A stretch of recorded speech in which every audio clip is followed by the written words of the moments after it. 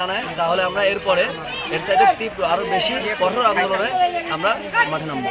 স্টেশনে বরেন্দ্র, রূপসা এবং বুড়িমারি এই তিনটা ট্রেনের জন্য আমরা আন্দোলন করছি। এই তিনটা ট্রেনের স্টপেজ দিতে হবে এবং আমাদের আন্দোলন যদি না মানা হয় তাহলে আমরা 10 দিনের আলটিমেটাম দিলাম, আমাদের আন্দোলন থামবে না। মাধনগর স্টেশনের জনগণ প্লাস আশেপাশের যারা আছে তারা আন্তনগর, বরেন্দ্র, রূপসা এবং বুড়িমারি এক্সপ্রেস ট্রেনের যাত্রাবিরতির জন্য তারা এখানে একত্রিত হয়েছে।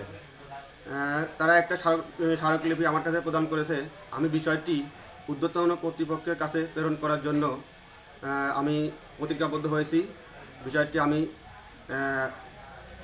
স্যারদেরকে জানাইছি।